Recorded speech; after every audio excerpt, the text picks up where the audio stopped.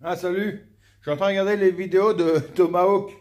Ah je te montre une séquence, c'est trop bon. Je me suis marré pendant... J'ai regardé 3 fois, je me suis pris la gueule 3 fois. Oh, regarde ça.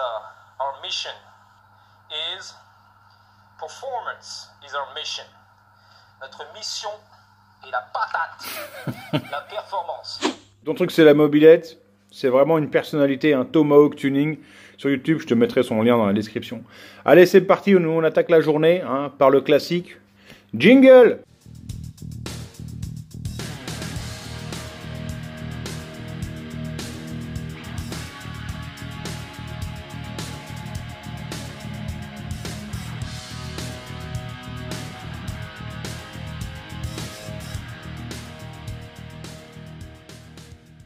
Les amis, retour atelier, retour sur notre booster. Quelques réponses en fait aux questions qui m'ont été posées hier. J'ai su mes lunettes. Alors, on m'a dit la boîte à air, ce serait pas mieux pour régler le moteur. Alors effectivement, il va être réglé avec la boîte à air. Hein. Là, c'est parce que je dégrossis énormément et donc j'ai besoin de démonter, remonter, toucher, tourner autour du moteur. Donc j'aime autant avoir de la place. Et à la fin, une fois que mon moteur est presque réglé, là je mets la boîte à air et j'affine la carburation. Deuxième commentaire intéressant, sachez qu'ils sont tous intéressants les commentaires, je les lis tous, mais par contre j'ai du mal à répondre forcément, parce que si je réponds à tout le monde je m'en sors pas. Mais les commentaires, hein, ça m'aide aussi à trouver des sujets de vidéo, donc n'hésitez pas à poser vos questions, même si je réponds pas, c'est pas que je boude, c'est que ça me prend beaucoup de temps. J'ai eu une question en fait sur l'avance à l'allumage, notamment l'allumage là-dessus, qu'est-ce que c'est un digital direct. Une autre question, enfin aussi pas mal de monde, il a rien dans la panse, lui il a rien dans la panse, tout est relatif, hein. Là c'est 11 chevaux il me semble, à peu près 11 chevaux de mon banc, c'est pas de la merde, hein. Ça marche déjà bien, il faut savoir que un scoot d'origine c'est 3 chevaux quoi, hein. Donc là la puissance est x3 quand même par rapport à un truc d'origine, c'est pas négligeable. Je rebondis, donc l'allumage, oui effectivement, on peut faire des trous oblongs dans un allumage même d'origine pour pouvoir le régler. Je vais te faire un petit schéma. Donc ici tu vois mon volant d'origine, ici la bande de capteur, et ici le capteur proprement dit, avec à l'intérieur tu verras ici le petit bout en acier. Alors ce qu'il faut c'est que tu alignes tous les éléments, tu vois le centre du vilebrequin, tu te fais un repère visuel, hein. Tu imagines une droite du centre du capteur. Et ici le linguet en acier, une fois qu'il est passé à la moitié du capteur, clac, c'est là que ça allume. Je te disais, c'est là que le point d'avance se fait, le point d'allumage, c'est à la fin de la bande magnétique, tac, ça allume. Alors là, ce qui est bien, c'est que sur un allumage d'origine, bon, tu peux le déclafter. Et alors, à la louche, hein, tu mets 1,5 d'avance. Sur un allumage d'origine, tu mets 1,5 avant le point Moreau, et tu alignes ces repères-là.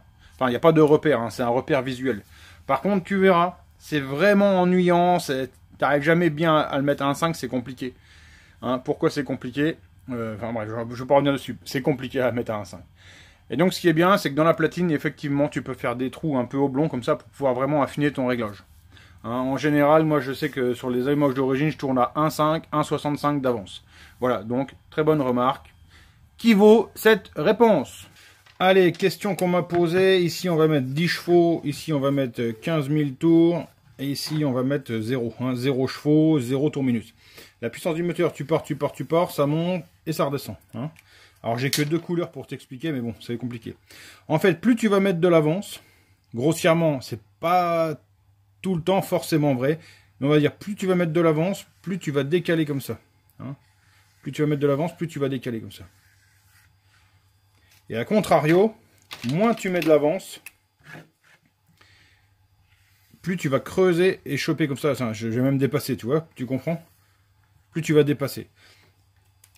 Alors, comment on choisit son avance? Alors, c'est assez compliqué et assez simple en même temps. Si tu veux, je t'image le haut de la courbe. Je m'en fous de où je monte. Mais si en fait, je commence à élargir le haut, si j'élargis sans perdre de puissance, c'est que je me dirige dans la bonne direction.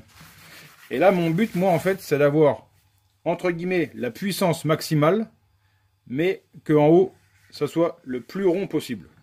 En fait, c'est là que je vais sélectionner mon avance. Là, ça, c'est l'avance, on va dire, optimale. Ce qu'il faut savoir, c'est que sur un moteur de run, tant pis, je peux aller éventuellement ici, choper un petit pic de puissance, quitte à prendre un petit mur dans la tronche, au bout. Parce que bon, le moteur est en souffrance, mais c'est pour du run, je m'en fiche un peu. En revanche, si c'est pour un moteur de route, quand je suis à ma puissance maximale, eh ben tant pis si je perds un peu, mais il faut que j'enlève peut-être un peu d'avance. Je vais être moins puissant. Je suis pas moins puissant, je suis pareil, mais bon. Je serai peut-être un peu moins puissant, mais par contre, je vais avoir beaucoup d'allonge comme ça. Et là, le moteur, il est libre, il est facile, il n'est pas du tout en souffrance.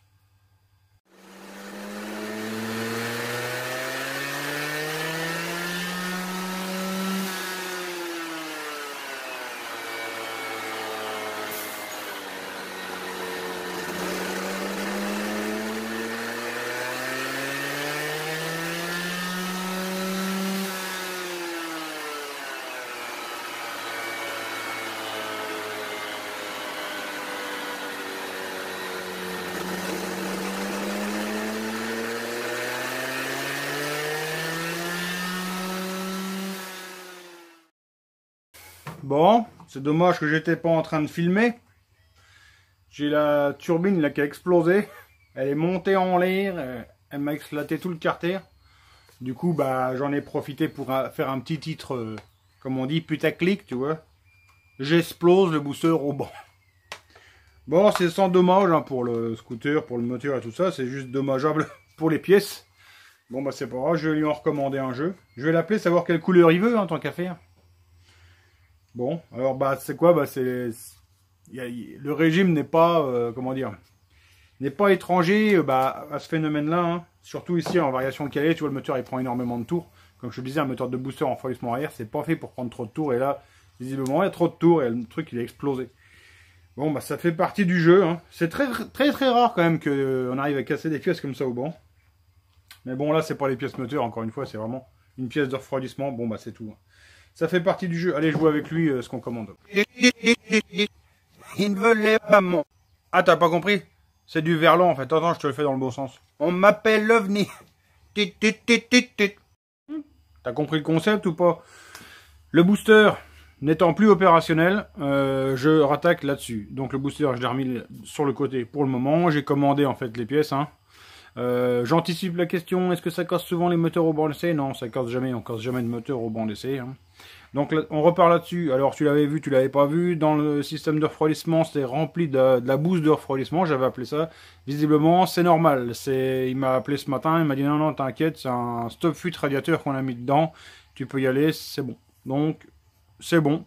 Je remonte le haut moteur où les jeux sont corrects et on va s'occuper de réparer le pot d'échappement parce qu'il fait trop de bruit et régler le moteur. Alors je sais pas si je vais avoir fini ce soir parce qu'il est déjà assez tard et ma compagne rentre de vacances. Oui, bah elle est partie sans moi, bah je suis resté là hein, parce que tu sais je voulais te faire des vidéos. Hey cowboy, tu es sorti sans ton cheval?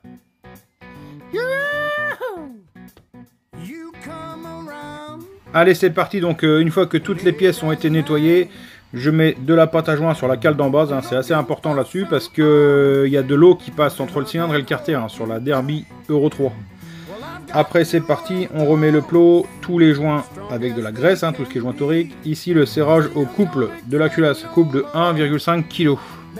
Et forcément on remet le couvercle, les durites et on va pouvoir remettre en eau.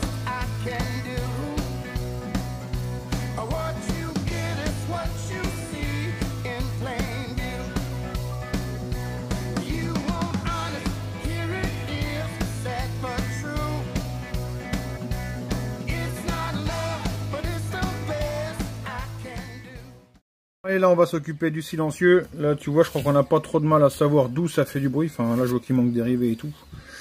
Bon on va démonter, on va regarder. Là, je vais démonter les vis grâce à ma superbe clé Facom OGV en bout à œil.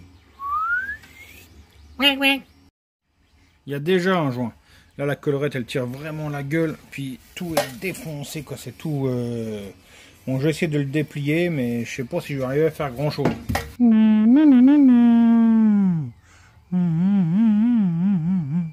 Eh, les yeux dans les œufs. Les fabricants de pots d'échappement, ou que tu veux mettre ton produit en avant, je t'invite à m'envoyer un pot d'échappement pour une Derby 80cc. Tu me le donnes, je le déballe, on le monte, on essaye, et je lui donne. Tout le monde est content. Allez, je fais un pas vers toi. Fais un pas vers moi. Donnons-nous la main. Bon allez, pour une fois tu m'autoriseras à prendre une massue, hein. Je vais essayer de détendre un peu tout ça. Je sais pas trop comment.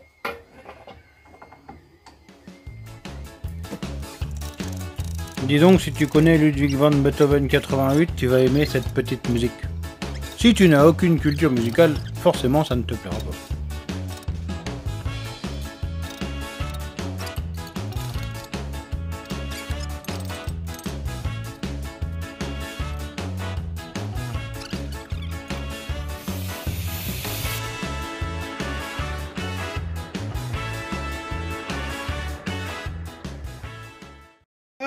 Là, on est bien plat. Là, c'est à peu près plat. Hein. Bah, ça a été aplati au marteau, hein, donc c'est pas parfait. Ici, on a un joint, donc je vais quand même y mettre de la pâte des deux côtés. On revisse tout ça et ça devrait faire moins de bruit. Bon, alors on va dire qu'il y a la laine de roche dedans. On va faire confiance. Ça a l'air, hein, le silencieux n'est pas très vieux de toute façon. Enfin, je pense. Allez, on va remonter ça. On ne fait jamais confiance, donc dedans, il n'y avait pas du tout de laine de verre, ni de roche, ni de rien du tout. Et tu vois, en plus, il est cassé. Donc, faut que j'essaye de ressouder ça, mais là, maintenant, j'en ai marre. Pour aujourd'hui, c'est bon. 18h50, c'est bien. Donc, voilà, tu l'as compris, je remets à demain ce que j'aurais pu faire aujourd'hui, mais là, j'en ai ras-le-bol. Donc, on se retrouvera certainement demain. Quelle journée de demain? Mercredi, pour régler la machine là.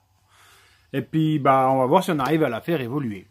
En attendant, je vous remercie tous de m'avoir suivi. Je vous souhaite de passer une bonne soirée. On se retrouve bientôt pour une prochaine vidéo. Ciao, bye.